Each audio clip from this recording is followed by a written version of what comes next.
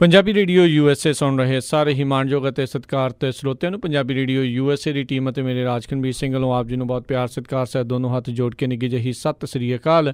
ਸਭ ਨੂੰ ਜੀਆਂ ਨੂੰ ਆਖਦੇ ਹਾਂ। ਸੋ ਤੇ ਪ੍ਰੋਗਰਾਮ ਖਬਰ ਤੇ ਨਜ਼ਰ ਦੇ ਵਿੱਚ ਆਪ ਸਭ ਦਾ ਅਸੀਂ ਨਿੱਘਾ ਸਵਾਗਤ ਕਰਦੇ ਹਾਂ। ਪ੍ਰੋਗਰਾਮ ਖਬਰ ਤੇ ਨਜ਼ਰ ਲੈ ਕੇ ਹਾਜ਼ਰ ਹੋ ਚੁੱਕੇ ਹਾਂ ਅਤੇ ਮੇਰੇ ਨਾਲ ਇਸ ਟਾਈਮ ਪ੍ਰੋਗਰਾਮ ਦੇ ਵਿੱਚ ਜੁੜ ਚੁੱਕੇ ਨੇ ਮਲੋਟ ਸਟੂਡੀਓਜ਼ ਤੋਂ ਮਿੰਟੂ ਗੁਰੂਸਰੀਆ ਜੀ। ਮਿੰਟੂ ਜੀ ਨਿੱਘੀ ਜੀ ਆਇਆਂ ਨੂੰ ਪਿਆਰ ਭਰੀ ਸਤਿ ਸ੍ਰੀ ਅਕਾਲ ਜੀ। ਸ਼ੁਕਰੀਆ ਜੀ, ਸਾਰਿਆਂ ਨੂੰ ਸਤਿ ਸ਼੍ਰੀ ਅਕਾਲ ਜੀ। ਸਾਡੇ ਅੱਜ ਦੇ ਪ੍ਰੋਗਰਾਮ ਖਬਰ ਤੇ ਨਜ਼ਰ ਉਸ ਨੂੰ ਸਪਾਂਸਰ ਕਰਦੇ ਨੇ ਖਾਲਸਾ ਇੰਸ਼ੋਰੈਂਸ ਏਜੰਸੀ ਵਾਲੇ, ਜਿਨ੍ਹਾਂ ਦੇ ਕੋਲੋਂ ਤੁਸੀਂ ਹਰ ਇੱਕ ਤਰੀਕੇ ਦੀ ਇੰਸ਼ੋਰੈਂਸ ਕਰਵਾ ਸਕਦੇ ਹੋ। ਇੰਸ਼ੋਰੈਂਸ ਬਾਰੇ ਪਤਾ ਕਰਨ ਲਈ ਕਾਲ ਕਰ ਸਕਦੇ ਹੋ ਨੰਬਰ 408 272 5200 4082722500 ਅਤੇ ਇਸ ਦੇ ਨਾਲ ਕ੍ਰਿਸ਼ਨ ਧਨੋਤਾ ਜੀ ਯੂਬਾ ਸਿਟੀ ਤੋਂ, ਅਮਰਜੀਤ ਸਿੰਘ ਦਸਾਂ ਯੂਬਾ ਸਿਟੀ ਤੋਂ, ਗੁਰਵਿੰਦਰ ਸਿੰਘ ਅਵਤਾਰ ਸਿੰਘ ਚਾਂਦੀ ਆਰਨੋ ਐਕਸਪ੍ਰੈਸ ਵਾਲੇ ਕੁਚਿਆਲਾ ਤੋਂ, ਜੱਸੀ ਗਿੱਲ ਪਲੰਬਿੰਗ ਵਾਲੇ, ਲਾਲੀ ਸਿੱਧੂ ਜੀ ਬੇਕਰਸਫੀਲਡ ਤੋਂ, ਪ੍ਰੀਤਮ ਸਿੰਘ ਗਿੱਲ, ਤਲਵਿੰਦਰ ਸਿੰਘ ਗਿੱਲ ਬੇਕਰਸਫੀਲਡ ਤੋਂ, ਗੁਰਪਾਲ ਸੋਹਲ ਜੀ ਕਲੋਵਿਸ ਤੋਂ ਅਤੇ ਸੁਖਦੇਵ ਸਿੰਘ ਜਟਾਣਾ ਜੀ ਯੂਬਾ ਸਿਟੀ ਤੋਂ। ਅਤੇ ਮਿੰਟੂ ਗੁਰੂਸਰੀਆ ਜੀ, ਗੱਲਬਾਤ ਦਾ ਸਿਲਸਿਲਾ ਸ਼ੁਰੂ ਕਰਦੇ ਹਾਂ। ਕੋਟ ਖਾਈ ਜਬਰ ਜਨਾਹ ਮਾਮਲੇ ਦੇ ਵਿੱਚ CBI ਨੇ IG ਸਮੇਤ 8 ਪੁਲਿਸ ਵਾਲੇ ਗ੍ਰਿਫਤਾਰ ਕੀਤੇ। ਦੇਖੋ, ਇਹ ਉਹੀ ਜਬਰ ਜਨਾਹ ਦਾ ਮਾਮਲਾ ਜਿਹਨੂੰ ਸ਼ਿਮਲਾ ਰੇਪ ਕੇਸ ਦੇ ਨਾਮ ਨਾਲ ਜਾਣਿਆ ਜਾਂਦਾ ਹੈ। ਸ਼ਿਮਲਾ ਰੇਪ ਕੇਸ ਮਾਮਲੇ ਦੇ ਨਾਮ ਨਾਲ ਜਾਣਿਆ ਜਾਂਦਾ ਹੈ। ਉਸ ਮਾਮਲੇ ਦੇ ਵਿੱਚ ਕੀ ਹੋਇਆ ਸੀਗਾ ਕਿ ਹਿਮਾਚਲ ਪੁਲਿਸ ਨੇ ਜਿਸ ਤਰੀਕੇ ਦੀ ਭੂਮਿਕਾ ਅਦਾ ਕੀਤੀ ਸ਼ੁਰੂਆਤੀ ਦੌਰ ਦੇ ਵਿੱਚ, ਉਹ ਇੱਕ ਬਹੁਤ ਵਿਵਾਦਤ ਭੂਮਿਕਾ ਸੀ। ਉਸ ਤੋਂ ਬਾਅਦ ਫੌਰੀ ਤੌਰ ਤੇ ਸ਼ਿਮਲਾ ਹਾਈ ਕੋਰਟ ਨੇ ਵੀ ਇਸ ਮਾਮਲੇ ਦਾ ਨੋਟਿਸ ਲਿਆ। ਉਸ ਤੋਂ ਬਾਅਦ ਜਿਹੜੀ ਉੱਥੋਂ ਦੀ ਸਰਕਾਰ ਸੀਗੀ ਉਹ ਵੀ ਕੁਛ ਬੜੀ ਅਜੀਬੋ ਗਰੀਬ ਜੀ ਪਰਿਸਥਿਤੀ ਦੇ ਵਿੱਚ ਫਸੀ ਹੋਈ ਨਜ਼ਰ ਆਉਂਦੀ ਸੀ। ਜਿੱਦਾਂ CN ਦੀ ਵੈਬਸਾਈਟ ਤੇ ਪਹਿਲਾਂ ਤੇ ਦੋਸ਼ੀਆਂ ਦੀ ਫੋਟੋ ਲਾ ਦਿੱਤੀ ਗਈ, ਬਾਅਦ ਦੇ ਵਿੱਚ ਉਹ ਫੋਟੋ ਹੈ ਜਿਹੜੀ ਭੇਤ ਭਰੀ ਹਾਲਤ ਦੇ ਵਿੱਚ ਹਟਾ ਦਿੱਤੀ ਗਈ। ਇਹ ਸਾਰਾ ਕੁਛ ਵਾਪਰਦਾ ਪਿਆ ਸੀ ਜਦੋਂ ਲੋਕ ਸੜਕਾਂ ਤੇ ਸਨ, ਤਾਣੇ ਫੂਕ ਦਿੱਤੇ ਗਏ। ਬਹੁਤ ਵੱਡਾ ਪ੍ਰੋਟੈਸਟ ਜਿਹੜਾ ਕਈ ਦਿਨ ਲਗਾਤਾਰ ਚੱਲਦਾ ਰਿਹਾ, ਉੱਥੋਂ ਦੇ ਸਥਾਨਕ ਲੋਕਾਂ ਵੱਲੋਂ ਬਹੁਤ ਵੱਡੇ ਮੁਜ਼ਾਹਰੇ ਕੀਤੇ ਗਏ। ਤਾਂ ਜਦੋਂ ਹਾਈ ਕੋਰਟ ਨੂੰ ਲੱਗਿਆ ਕਿ ਸਥਿਤੀ ਹੈ ਜਿਹੜੀ ਉਹ ਨਾ ਤੇ ਪੁਲਿਸ ਤੋਂ ਸੰਭਲ ਹੀ ਰਹੀ ਹੈ, ਨਾ ਹੀ ਪੁਲਿਸ ਸਹੀ ਤਰੀਕੇ ਦੇ ਨਾਲ ਕੰਮ ਕਰਦੀ ਪਈ ਹੈ, ਤਾਂ ਉਹਨਾਂ ਨੇ ਇਸ ਕੇਸ ਦੀ ਜਿਹੜੀ ਪੜਤਾਲ ਸੀ ਉਹ CBI ਨੂੰ ਸੌਂਪ ਦਿੱਤੀ ਜੀ। ਵੈਸੇ ਇਹ ਮਾਮਲਾ 4 ਜੁਲਾਈ ਦਾ ਹੈ। ਇੱਕ ਲੜਕੀ ਸੀਗੀ, ਮਾਈਨਰ ਲੜਕੀ, ਕਿਸੇ ਸਕੂਲ ਚੋਂ ਪੜ੍ਹ ਕੇ ਆ ਰਹੀ ਸੀਗੀ। ਰਸਤੇ ਦੇ ਵਿੱਚ ਉਹਨੂੰ ਲਿਫਟ ਦਿੱਤੀ ਗਈ, ਬਾਅਦ ਦੇ ਵਿੱਚ ਉਹਦਾ ਰੇਪ ਕਰਕੇ ਕਤਲ ਕਰ ਦਿੱਤਾ ਗਿਆ। ਲਾਸ਼ ਉਹਦੀ ਜਿਹੜੀ ਹੈ ਉਹ 6 ਜੁਲਾਈ ਨੂੰ ਬਰਾਮਦ ਹੋਈ ਸੀਗੀ। ਇਹਦੇ ਵਿੱਚ ਚੱਕਰ ਕੀ ਸੀਗਾ ਕਿ ਇਹਨਾਂ ਨੇ ਫੌਰੀ ਤੌਰ ਤੇ 1-2 ਗ੍ਰਿਫਤਾਰੀਆਂ ਕੀਤੀਆਂ ਸਨ। ਉਹਨਾਂ ਦੇ ਵਿੱਚੋਂ ਇੱਕ ਮੁੰਡਾ ਜਿਹੜਾ ਬਹੁਤ ਵੱਡੇ ਘਰ ਦਾ ਸ਼ੋਰ ਸੀ ਜੀ, ਉਹਦੀ ਮਾਂ ਹਾਈ ਕੋਰਟ ਦੇ ਵਿੱਚ ਬਹੁਤ ਵੱਡੀ ਅਫਸਰ ਸੀ, ਉਹਦਾ ਪਿਓ ਬਹੁਤ ਵੱਡੀ ਪੋਲੀਟੀਕਲੀ ਧਿਰ ਦੀ ਉਹ ਵਿੱਚ ਜੋੜਦਾ ਸੀਗਾ ਆਪਣੀ ਜੀ। ਇਹ ਇਸ ਤਰ੍ਹਾਂ ਦਾ ਇਹਦਾ ਇੱਕ ਨਾਮ ਸੀ ਜਿਹੜਾ ਉਹ ਕੇਸ ਦੇ ਵਿੱਚ ਆ ਜਾਣਾ। ਉਹ ਇਸ ਮਾਮਲੇ ਨੂੰ ਹਾਈ ਪ੍ਰੋਫਾਈਲ ਬਣਾ ਗਿਆ। ਹੋਇਆ ਕੀ ਕਿ ਉਸ ਤੋਂ ਬਾਅਦ ਇਹਨਾਂ ਨੇ 5-6 ਗ੍ਰਿਫਤਾਰੀਆਂ ਜਿਹੜੀਆਂ ਹੋਰ ਕਰ ਲਈਆਂ, ਪਰ ਉਹਨਾਂ ਗ੍ਰਿਫਤਾਰੀਆਂ ਦਾ ਇਹ ਆਧਾਰ ਨਹੀਂ ਸੀ ਦੱਸ ਪਾ ਰਹੇ ਕਿ ਕਿਸ ਆਧਾਰ ਤੇ ਗ੍ਰਿਫਤਾਰੀਆਂ ਕੀਤੀਆਂ। ਕਿਉਂਕਿ ਪਹਿਲਾਂ ਕਹਿੰਦੇ ਜੀ ਇਹਨਾਂ ਨੇ ਕੀਤਾ, ਉਹ ਜਿਹੜੇ ਪਹਿਲਾਂ 1-2 ਮੁੰਡੇ ਫੜੇ ਵੱਡੇ ਘਰਾਂ ਵਾਲੇ, ਬਾਅਦ ਦੇ ਵਿੱਚ ਕਹਿੰਦੇ ਜੀ ਨਹੀਂ ਇਹਨਾਂ ਨੇ ਨਹੀਂ ਕੀਤਾ, ਇਹ 5-6 ਬੰਦੇ ਆ ਜਿਹੜੇ ਇਹ ਦੋਸ਼ੀ ਆ ਜੀ। ਉੱਥੋਂ ਹੀ ਇਹਨਾਂ ਦੀ ਜਿਹੜੀ ਹਿਮਾਚਲੀ ਪੁਲਿਸ ਦੀ ਜਿਹੜੀ ਭੂਮਿਕਾ ਸੀ ਉਹ ਸ਼ੱਕੀ ਹੋ ਗਈ। ਉਹ ਜਿਹੜੇ ਪਹਿਲਾਂ ਫੜੇ ਸੀਗੇ ਉਹ ਛੱਡ ਦਿੱਤੇ ਗਏ। ਇਹਨਾਂ ਦੇ ਕੋਲ ਜਵਾਬ ਹੀ ਹੈ ਨਹੀਂ ਸੀਗਾ ਕਿ ਜੇ ਉਹ ਦੋਸ਼ੀ ਨਹੀਂ ਹੈ ਤਾਂ ਫਿਰ ਤੁਸੀਂ ਕਿਸ ਆਧਾਰ ਤੇ ਇਹ ਜਿਹੜੀਆਂ 5-6 ਗ੍ਰਿਫਤਾਰੀਆਂ ਕੀਤੀਆਂ ਜੀ, ਤੁਹਾਨੂੰ ਦੱਸਿਆ ਕਿੰਨੇ ਆ ਕਿ ਇਹ ਬੰਦੇ ਆ।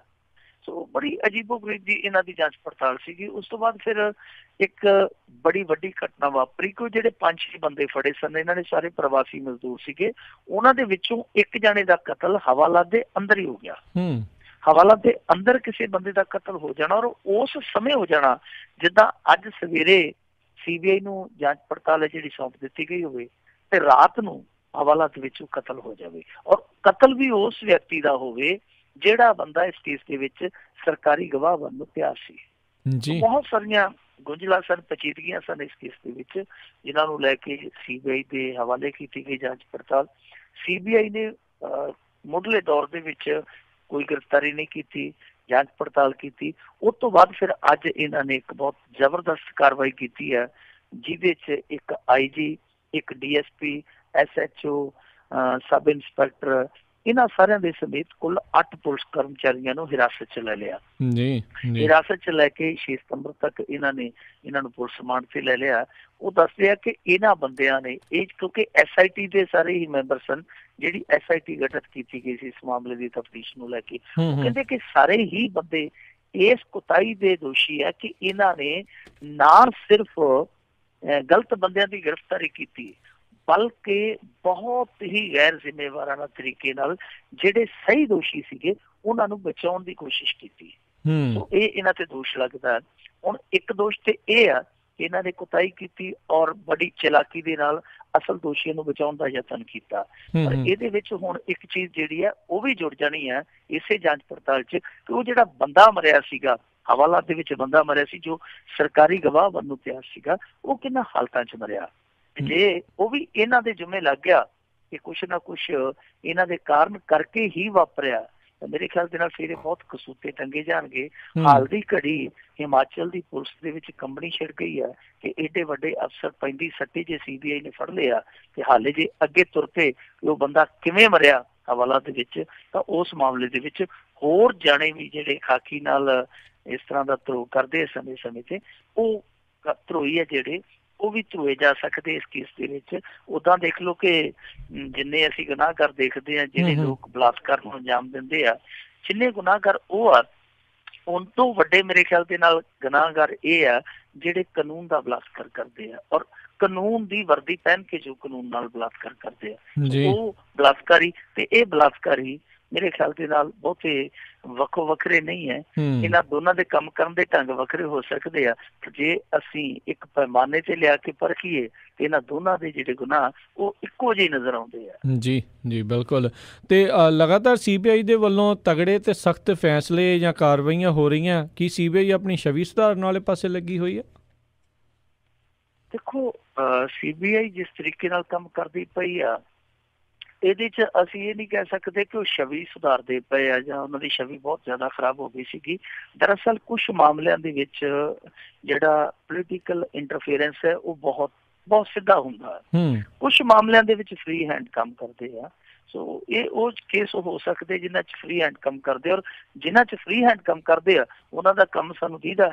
ਜਿਨ੍ਹਾਂ ਦੇ ਵਿੱਚ ਕਿਤੇ ਨਾ ਕਿਤੇ ਸਿਆਸਤ ਆੜੇ ਆ ਜਾਂਦੀ ਹੈ, ਉਹ ਕੰਮ ਅੜ ਜਾਂਦੇ ਆ, ਉਹ ਸਾਨੂੰ ਨਜ਼ਰ ਨਹੀਂ ਆਉਂਦੇ। ਜੇ ਨਜ਼ਰ ਆਉਂਦੇ ਵੀ ਆ ਤੇ ਉਹ ਸਾਡੇ ਮਨੋਂ ਲੈ ਜਾਂਦੇ ਆ। ਅਸੀਂ ਉਹਨਾਂ ਨੂੰ ਕਹਿ ਦਿੰਦੇ ਹਾਂ ਕਿ ਇਹ ਸਾਡੇ ਗਲੇ ਸਾਡੇ ਸਿਸਟਮ ਦਾ ਹਿੱਸਾ। ਸੋ CBI ਨੇ ਬਹੁਤ ਮੱਲਾਂ ਵੀ ਮਾਰੀਆਂ ਨੇ, ਐਸੀ ਗੱਲ ਨਹੀਂ ਹੈ ਕਿ ਸਾਰਾ ਕੁਛ ਹੈ ਜਿਹੜਾ ਸਿਆਸਤ ਦੇ ਕਹਿ ਤੇ ਕਰਦੇ, ਪਰ ਇਹ ਇੱਕ ਸੱਚ ਆ, ਹਕੀਕਤ ਆ। ਅੱਜ ਵੀ ਦੇਖੋ ਜਿਹੜਾ ਡੇਰੇਦਾਰ ਦਾ ਆਇਆ ਫੈਸਲਾ, ਇਹਦੇ 'ਚ ਵੀ ਤੇ ਉਹ ਅਫਸਰ ਹੈ ਜਿਹੜਾ ਸਭ ਤੋਂ ਪਹਿਲਾਂ IO ਸੀਗਾ, ਉਹ ਵੀ ਇਹ ਗੱਲ ਕਹਿੰਦਾ ਕਿ ਸਾਡੇ ਤੇ ਇੰਨਾ ਜ਼ਿਆਦਾ ਪ੍ਰੈਸ਼ਰ ਸੀ ਕਿ ਸਾਡੇ CBI ਦੇ ਅਧਿਕਾਰੀ ਹੀ ਕਹਿੰਦੇ ਸਨ ਕਿ ਤੁਸੀਂ ਕੀ ਲੈਣਾ, ਫਾਈਲ ਬੰਦ ਕਰ ਦਿਓ। ਜੀ ਜੀ ਜੀ। ਅਗਲੀ ਮਿੰਟੂ ਗੁਰਸਰੇ ਜੀ ਗੱਲ ਕਰਦੇ ਹਾਂ, ਲੀਹ ਤੇ ਨਹੀਂ ਟਿਕ ਰਹੀ ਰੇਲ, ਇੱਕ ਹੋਰ ਰੇਲ ਗੱਡੀ ਲੀਹੋਂ ਲੱਥੀ। ਦੇਖੋ, ਇਹ 10 ਦਿਨਾਂ ਦੇ ਵਿੱਚ ਤੀਜਾ ਹਾਦਸਾ ਆ ਸਾਡੇ ਭਾਰਤ ਦੇ ਵਿੱਚ। ਗੱਡੀ ਅੱਜ ਕੱਲ੍ਹ ਲੀਹ ਤੇ ਘੱਟ ਚੱਲਦੀ ਹੈ, ਲੀਹ ਦੇ ਥੱਲੇ ਜ਼ਿਆਦਾ ਚੱਲਦੀ ਹੈ। 10 ਦਿਨਾਂ 'ਚ 3 ਹਾਦਸੇ ਹੋ ਗਏ ਆ। ਪਹਿਲਾ ਹਾਦਸਾ ਹੋਇਆ ਸੀ ਮੁਜ਼ੱਫਰਨਗਰ ਦੇ ਕੋਲ, ਉੱਥੇ ਉਤਕਲ ਐਕਸਪ੍ਰੈਸ ਹੈ ਜਿਹੜੀ ਲੀਹੋਂ ਲੱਥ ਗਈ ਸੀ, 30 ਬੰਦੇ ਮਾਰੇ ਗਏ ਸਨ, 60 ਤੋਂ ਵੱਧ ਜ਼ਖਮੀ ਹੋਏ ਸੀ। ਉਹ ਤੋਂ 3 ਦਿਨਾਂ ਬਾਅਦ ਮੁੰਬਈ ਦੀ ਇੱਕ ਲੋਕਲ ਟ੍ਰੇਨ ਸੀ ਜਿਹੜੀ, ਉਹਦੀਆਂ ਕੁਛ ਬੋਗੀਆਂ ਲੀਹੋਂ ਉਤਰ ਗਈਆਂ ਸੀ, ਜਿਹਦੇ 'ਚ 6 ਲੋਕ ਜ਼ਖਮੀ ਹੋਏ ਸੀਗੇ। ਇਹ ਹੁਣ ਤੀਜੀ ਘਟਨਾ 10 ਦਿਨਾਂ ਦੇ ਅੰਦਰ ਜਿਹੜੀ ਅੱਜ ਵਾਪਰੀ ਹੈ, ਉਹ ਨਾਗਪੁਰ ਤੋਂ ਮੁੰਬਈ ਜਾਂਦੇ ਜਿਹੜੀ ਦੁਰੰਤੋ ਐਕਸਪ੍ਰੈਸ ਆ, ਉਹ ਲੀਹੋਂ ਲੱਥ ਗਈ। ਇਹਦੇ 'ਚ ਹਾਲ ਦੀ ਘੜੀ ਕੋਈ ਕਿਸੇ ਦੇ ਜ਼ਖਮੀ ਹੋਣ ਦੀ ਖਬਰ ਨਹੀਂ ਹੈ, ਪਰ ਰੇਲਵੇ ਨੂੰ ਕਿੰਨਾ ਨੁਕਸਾਨ ਹੋਇਆ ਇਸ ਘਟਨਾ ਕਰਕੇ ਉਹਦਾ ਵੀ ਹਾਲੇ ਕੋਈ ਆਂਕਲਨ, ਕੋਈ ਬਿਊਰਾ ਪੂਰਾ ਨਹੀਂ ਆਇਆ ਤਫਸੀਲ ਦੇ ਨਾਲ। ਪਰ ਦੁਰੰਤੋ ਐਕਸਪ੍ਰੈਸ ਦਾ ਲੀਹੋਂ ਲੱਥ ਜਾਣਾ ਉਹ ਇੱਕ ਵਾਰ ਫਿਰ ਇਸ ਚਰਚਾ ਨੂੰ ਭਖਾ ਗਿਆ ਕਿ ਕੀ ਇਹ ਜਿਹੜੀ ਭਾਰਤੀ ਰੇਲ ਆ ਉਹ ਇਸੇ ਤਰ੍ਹਾਂ ਲੀਹੋਂ ਥੱਲੇ ਚੱਲੇਗੀ ਜਾਂ ਕਦੇ ਲੀਹ ਤੇ ਚੜ੍ਹ ਕੇ ਸਰਪਟ ਵੀ ਦੌੜੇਗੀ ਬਿਨਾਂ ਹਾਦਸਿਆਂ ਤੋਂ। ਇਹ ਕਮਾਲ ਦੀ ਗੱਲ ਹੈ। ਵੈਸੇ ਮੈਂ ਤੁਹਾਡੀ ਜਾਣਕਾਰੀ ਲਈ ਦੱਸਾਂ ਕਿ ਜਿਹੜਾ 2016-17 ਸੀਗਾ ਨਾ, ਸਭ ਤੋਂ ਜ਼ਿਆਦਾ ਮੌਤਾਂ ਹੋਈਆਂ ਨੇ ਇਹਨਾਂ 10 ਸਾਲਾਂ ਦੇ ਵਿੱਚ ਰੇਲ ਹਾਦਸਿਆਂ 'ਚ। 2016-17 ਮੋਦੀ ਸਰਕਾਰ ਦੀ ਵੀ ਇੱਕ ਪ੍ਰਾਪਤੀ ਕਹੀ ਜਾ ਸਕਦੀ ਹੈ। ਉਦਾਂ ਜਿਹੜੀ ਅਸੀਂ ਗੱਲ ਕਰਦੇ ਆ ਨਾ ਕਿ ਸੜਕ ਹਾਦਸੇ ਔਰ ਕੰਪੇਅਰ ਕਰ ਲੈਂਦੇ ਆ ਕਿ ਇਸ ਸਰਕਾਰ ਦੇ ਇੰਨੇ ਜਾਂ ਅਸੀਂ ਮੌਤਾਂ ਦੀ ਉਹ ਕਰਦੇ ਆ ਤੁਲਨਾ ਕਿ ਉਹਦੇ ਰਾਜ 'ਚ ਇੰਨੀਆਂ ਹੋਈਆਂ, ਉਹਦੇ ਰਾਜ 'ਚ ਇੰਨੀਆਂ ਹੋਈਆਂ। ਉਹਨਾਂ ਨੂੰ ਜੇ ਦਰਕਨਾਰ ਕਰ ਦਈਏ ਤਾਂ ਪਿਛਲੇ 10 ਸਾਲਾਂ 'ਚ ਸਾਡੇ ਇੱਥੇ 1394 ਇਸ ਤਰ੍ਹਾਂ ਦੀਆਂ ਰੇਲ ਦੁਰਘਟਨਾਵਾਂ ਹੋਈਆਂ। ਇਹਨਾਂ ਦੇ ਵਿੱਚ 51% ਜਾਂ ਕਹਿ ਲਈਏ 708 ਰੇਲ ਹਾਦਸੇ ਜਿਹੜੇ ਸੀ ਉਹ ਐਸੇ ਸੀਗੇ ਜਿਨ੍ਹਾਂ ਦੇ ਵਿੱਚ ਰੇਲ ਪਟੜੀ ਤੋਂ ਉਤਰ ਗਏ। ਹੁਣ ਤੁਸੀਂ ਆਪ ਅੰਦਾਜ਼ਾ ਲਾ ਲਓ ਕਿ ਅੱਧਿਓਂ ਵੱਧ ਜਿਹੜੇ ਰੇਲ ਹਾਦਸੇ ਆ ਉਹ ਲੀਓ ਲੈਣ ਕਰਕੇ ਹੀ ਵਾਪਰਦੇ ਆ ਰੇਲ ਦੇ। ਇਹਦੇ ਵਿੱਚ ਜੇ ਹੁਣ ਅਸੀਂ ਅੱਗੇ ਥੋੜਾ ਜਿਹਾ ਇੱਕ ਚੀਜ਼ ਨੂੰ ਹੋਰ ਨਿਹਾਰੀਏ, 6 ਮਹੀਨੇ ਜਿਹੜੇ ਲੰਘੇ ਆ ਸਾਡੇ ਗੁਜ਼ਿਸ਼ਤਾ 6 ਮਹੀਨੇ 2017 ਦੇ, ਇਹਦੇ ਵਿੱਚ ਹੀ ਘੱਟੋ ਘੱਟ ਮੇਰੇ ਖਿਆਲ ਦੇ ਨਾਲ 30 ਰੇਲ ਦੁਰਘਟਨਾ ਹੋ ਗਈਆਂ ਇਹਨਾਂ 6 ਮਹੀਨਿਆਂ ਦੇ ਅੰਦਰ ਅੰਦਰ, ਔਰ 57 ਲੋਕ ਮਾਰੇ ਗਏ ਆ, ਜਿਹਦੇ ਚ 58 ਜ਼ਖਮੀ ਵੀ ਆ। ਜਿਹੜੇ 23 ਮਰੇ ਆ ਇਹਨਾਂ ਦੀ ਗਿਣਤੀ ਵੱਖਰੀ ਹੈ, ਇਹਨਾਂ ਨੂੰ ਜੇ ਜੋੜ ਲੋਗੇ ਤੁਸੀਂ ਤਾਂ ਲਗਭਗ ਗਿਣਤੀ 100 ਤੱਕ ਪਹੁੰਚ ਜਾਂਦੀ ਹੈ। 6 ਮਹੀਨਿਆਂ ਦੇ ਵਿੱਚ ਤੁਹਾਡੀ ਰੇਲ ਹੈ ਜਿਹੜੀ ਉਹ ਲਗਭਗ 30 ਹਾਦਸਿਆਂ ਨੂੰ ਅੰਜਾਮ ਦੇ ਜਾਂਦੀ ਹੈ। ਤੇ ਇੱਥੇ ਤੁਹਾਡਾ ਸਿਸਟਮ ਔਰ ਜਿਹੜਾ ਤੁਹਾਡੇ ਸਿਸਟਮ ਦਾ ਕੰਟਰੋਲ ਕਰਨ ਦਾ ਜੋ ਪ੍ਰਬੰਧ ਹੈ ਉਹ ਦੋਨੇ ਹੀ ਸਵਾਲਾਂ ਦੇ ਖਿਟਾਰੇ 'ਚ ਖੜਨਗੇ। ਹੁਣ ਜੇ ਇੱਕ ਚੀਜ਼ ਅਸੀਂ ਹੋਰ ਦੇਖੀਏ, ਮੈਂ ਇੱਕ ਰਿਪੋਰਟ ਪੜ੍ਹਦਾ ਪਿਆ ਸੀ, ਉਸ ਰਿਪੋਰਟ ਦੇ ਵਿੱਚ ਇਹ ਲਿਖਿਆ ਗਿਆ ਸੀਗਾ ਕਿ ਭਾਰਤੀ ਰੇਲ ਦੀਆਂ ਜਿਹੜੀਆਂ 1219 ਰੇਲ ਪਟੜੀਆਂ ਨੇ, ਦੇਖੋ 1219 ਕੋਈ ਛੋਟਾ ਅੰਕੜਾ ਨਹੀਂ, ਕਹਿੰਦੇ ਕਿ 1219 ਰੇਲ ਪਟੜੀਆਂ ਏਦਾਂ ਦੀਆਂ ਜਿਹੜੀਆਂ ਕਿ ਆਪਣੀ ਮਿਆਦ ਵਿਆਹ ਚੁੱਕੀਆਂ, ਮਤਲਬ ਕਿ ਉਹਨਾਂ ਦਾ ਵੇਲਾ ਲੰਘ ਚੁੱਕਿਆ, ਜਿੰਨੀ ਮਿਆਦ ਸੀ ਉਹ ਮਿਆਦ ਪੁਗਾ ਚੁੱਕੀਆਂ, ਉਹਨਾਂ ਨੂੰ ਪੈਂਚਰ ਲਾ ਕੇ ਜੋੜ ਤੋੜ ਕਰਕੇ ਉਹਨਾਂ ਤੋਂ ਕੰਮ ਲਿਆ ਜਾ ਰਿਹਾ। ਸੋ ਜੋ ਉਹ ਅੰਕੜਾ ਅਸੀਂ ਦੇਖੀਏ ਤਾਂ ਬਹੁਤ ਵੱਡਾ ਅੰਕੜਾ, 1219 ਰੇਲ ਪਟੜੀਆਂ ਜਿਹੜੀਆਂ ਦੇਸ਼ ਦੀਆਂ ਉਹ ਵੇਲਾ ਹੀ ਵਿਆਹ ਚੁੱਕੀਆਂ। ਇਹ ਸਭ ਕੁਛ ਠੀਕ ਕਦੋਂ ਹੋਏਗਾ? ਇਹ ਤੇ ਬੜੀ ਦੂਰ ਦੀ ਗੱਲ ਹੈ, ਕਿਉਂਕਿ ਜਿਹੜਾ ਵੀ ਰੇਲ ਮੰਤਰੀ ਆਉਂਦਾ ਉਹ ਇੱਕ ਵਾਰੀ ਤੇ ਏਦਾਂ ਦੇ ਲੋਕਾਂ ਨੂੰ ਖਾਬ ਦਿਖਾਉਂਦਾ ਕਿ ਬਸ ਇਹ ਜਿਹੜੀ ਰੇਲ ਆ ਇਹ ਹੁਣ ਬਿਨਾਂ ਬ੍ਰੇਕਾਂ ਤੋਂ ਦੌੜੇਗੀ, ਬਿਨਾਂ ਹਾਦਸਿਆਂ ਤੋਂ ਦੌੜੇਗੀ। ਪਰ ਬਾਅਦ ਦੇ ਵਿੱਚ ਜੋ ਕੁਛ ਹੁੰਦਾ, ਜਦੋਂ ਉਹ ਜਾਂਦਾ ਸਾਰੀ ਪੜਚੋਲ ਕੀਤੀ ਜਾਂਦੀ ਤੇ ਪਿਛਲੇ ਦਾ ਰਿਕਾਰਡ ਤੋੜ ਕੇ ਜਾਂਦਾ। ਹੁਣ ਇਹ ਰਿਕਾਰਡ ਕਦੋਂ ਟੁੱਟਣੋਂ ਬੰਦ ਹੋਣਗੇ ਸਮਝ ਤੋਂ ਪਰੇ ਦੀ ਗੱਲ ਆ। ਪਰ ਜੋ ਇਸ ਸਮੇਂ ਹਾਲ ਬਣਿਆ ਪਿਆ, ਹਾਲ ਇਹੋ ਜਿਹਾ ਬਣਿਆ ਪਿਆ, ਲੋਕ ਚੁਟਕਲੇ ਘੜੀ ਬੈਠੇ ਆ। ਉਹ ਕਹਿੰਦੇ ਆ ਕਿ ਜੇ ਤੁਸੀਂ ਉਤਲੇ ਪ੍ਰਭੂ ਨਾਲ ਮੇਲ ਕਰਨਾ, ਛੇਤੀ ਤੁਸੀਂ ਮੇਲ ਕਰਨ ਲਈ ਉਤਾਵਲੇ ਹੋ, ਤਾਂ ਜਿਹੜਾ ਹੇਠਲਾ ਪ੍ਰਭੂ ਆ ਰੇਲ ਮੰਤਰੀ ਸੁਰੇਸ਼ ਪ੍ਰਭੂ, ਇਹਦੀ ਰੇਲ ਤੇ ਸਵਾਰ ਹੋ ਜਾਓ। ਇਸ ਤਰ੍ਹਾਂ ਦੇ ਜਿਹੜੇ ਚੁਟਕਲੇ ਆ, ਉਹਨਾਂ ਚੁਟਕਲਿਆਂ ਨੂੰ ਝੂਠਿਆਂ ਕਰਨ ਲਈ ਇਹਨਾਂ ਨੂੰ ਕੁਛ ਨਾ ਕੁਛ ਸਹੀ ਇੰਤਜ਼ਾਮ ਕਰਨੇ ਪੈਣਗੇ। ਪਰ ਹਾਲ ਦੀ ਘੜੀ ਵੱਧ ਇੰਤਜ਼ਾਮੀ ਹੈ ਜਿਹੜੀ ਉਹ ਰੰਗ ਦਿਖਾ ਰਹੀ ਹੈ।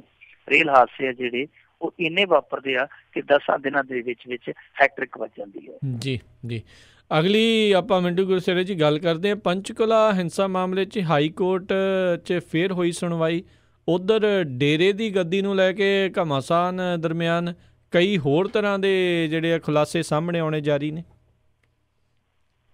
ਨਾ ਖੁਲਾਸਿਆਂ 'ਚ ਇੱਕ ਖੁਲਾਸਾ ਇਹ ਵੀ ਆ ਕਿ ਜਿਹੜਾ ਡਾਇਲੋਗ ਮਾਰਦਾ ਹੁੰਦਾ ਸੀ ਨਾ, शेर दहाड़ते हैं तो गीदड़ कांपते गिरते हैं, लेकिन हम वो हैं जो शेर के मुंह में हाथ डाल के दांत गिनते हैं। ਉਹ ਦੱਸਦੇ ਆ ਰਾਤੀ ਤਾਰੇ ਗਿਣਦਾ ਰਿਹਾ, ਕਿਉਂਕਿ ਕੈਦ ਦਾ ਪਹਿਲਾ ਦਿਨ ਸੀ, ਤਾਰੇ ਤੇ ਦੀਦੇ ਨਹੀਂ ਸੀ, ਤਾਰਿਆਂ ਦੇ ਖਿਆਲ ਹੀ ਗਿਣਦਾ ਰਿਹਾ ਕਿ ਅਸਮਾਨ 'ਚ ਇੰਨੇ ਕੁ ਤਾਰੇ ਹੋਣਗੇ, ਤਾਰੇ ਤੇ ਬੈਰਕ 'ਚੋਂ ਦਿਸਣੇ ਕੋਈ ਨਹੀਂ। ਸੋ ਉਹ ਬੁਰੀ ਹਾਲਤ ਦੇ ਵਿੱਚ ਦੱਸਦੇ ਪਹਿਲੀ ਰਾਤ ਕੱਟੀ ਆ ਉਹਨੇ।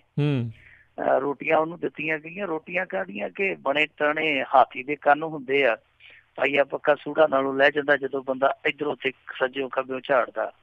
ਰੋਟੀਆਂ ਮਿਲੀਆਂ 4-5, ਕਹਿੰਦਾ ਕਿ ਨਹੀਂ ਖਾਣੀਆਂ, ਉਹਨਾਂ ਆਖਿਆ ਖਾਣੀਆਂ ਪੈਣੀਆਂ, ਰੋਟੀ ਖਾ ਲਾ। ਤੇ ਕਹਿੰਦਾ ਨਹੀਂ ਮੈਂ ਨਹੀਂ ਰੋਟੀ ਖਾਣੀ, ਮੈਨੂੰ ਤੇ ਲੰਘਦੀ ਨੀ ਰੋਟੀ। ਉਹ ਕਹਿੰਦਾ ਕਿਵੇਂ ਬਿਮਾਰ ਆ, ਢਿੱਲਾ ਮੱਠਾ? ਉਹ ਕਹਿੰਦਾ ਜੀ ਹਾਂ ਢਿੱਲਾ ਮੱਠਾ ਥੋੜਾ ਜਿਹਾ। ਫਿਰ ਡਾਕਟਰ ਬੁਲਾਇਆ ਗਿਆ, ਉਹਨੇ ਕੋਈ ਗੋਲੀ ਗਾਲੀ ਦਿੱਤੀ, ਉਸ ਤੋਂ ਬਾਅਦ ਥੋੜੀ ਜਿਹੀ ਭੁੱਖ ਲੱਗੀ, ਅੱਧੀ ਕੁ ਰੋਟੀ ਖਾਧੀ ਆ, ਅੱਧੀ ਕੁ ਰੋਟੀ ਖਾ ਕੇ ਬਸ ਕਹਿੰਦਾ ਜੀ ਬਸ ਪਤਾ ਨੀ ਹੁਣ ਅੰਦਰੋਂ ਹੀ ਬੱਸ ਹੋ ਗਈ ਆ, ਉਂਝ ਹੀ ਬੱਸ ਹੋਈ ਪਈ ਆ, ਰੋਟੀ ਵੀ ਨਹੀਂ ਲੰਘਦੀ।